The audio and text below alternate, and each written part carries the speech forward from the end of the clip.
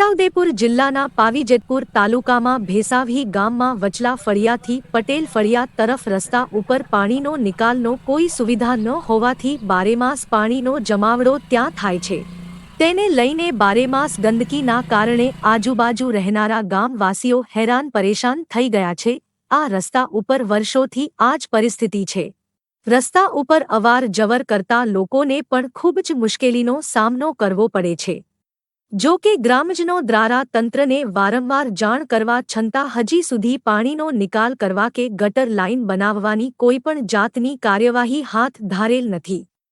તેનો હજી સુધી કોઈપણ પ્રકારનો નિકાલ આવ્યો નથી।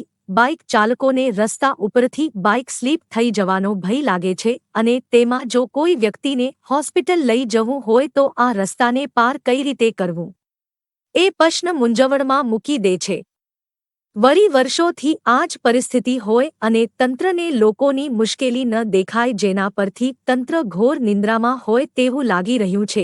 હવે જ્યારે ચોમાસું બેઠું છે ત્યારે રસ્તા પર પાણીના ગરકાવના કારણે અને પાણીનો નિકાલ ના થતાં ત્યાં મચ્છરના ઉપદ્રવના કારણે બીમારી ફેલાય તેવી શક્યતા છે।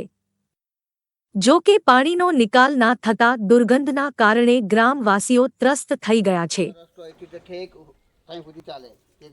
મેઇન રોડ સુધી ચાલે છે આ રસ્તો। હા હા હા કેટલા સમયથી આવી પરિસ્થિતિ છે? આ તો કેટલા વર્ષોથી આ ચાલે છે કે આ ગંદકી કાયમ માટે રહેશે ને, એથી ઠેકથી મળીને ઠેક રોડ સુધી આવીને આવી ગંદકી 12 મહિના માટે કશું કરતું નહીં, કોઈ જોતું નહીં, કોઈ સાંભળતું નહીં। એવું છે? હા। તમે કોઈ વાર તંત્રને જાણ કરી?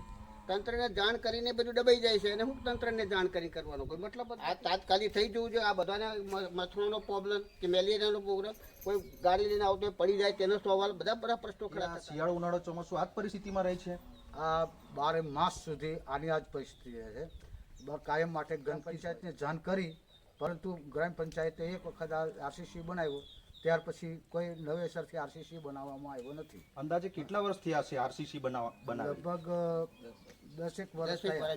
ગ્રામ પંચાયતને લાગતું હોય અથવા તો ટીડીઓની ગ્રાન્ટ લાગતી હોય કે પછી કોઈ ધારાસભ્યની ગ્રાન્ટમાંથી કે સંસદ સભ્યની ગ્રાન્ટમાંથી આ રસ્તો અમારો જે 12 માસ માટે આવો ગંદકીવાળો રહેશે, અમને જવા આવવામાં તકલીફ પડે, ગાડીઓ સ્લીપ ખા જાય અને લોકોને આવવા જવામાં તકલીફ પડે, એના માટે ગમે તેની ગ્રાન્ટમાંથી અમને રસ્તો બને એવી અમે ઈચ્છા રાખીએ છીએ આપણા માધ્યમથી। અને બીજા નંબરની અંદર કોઈ હાજો મોદો હોય, કોઈ મેજર થઈ ગયો હોય અને લાશ કાઢવાની બી પ્રોબ્લેમ થાય છે અને કોઈ મરી ગયેલું હોય કે જીવતું હોય એને દવાખાનામાં લઈ જવાની બી તકલીફ છે।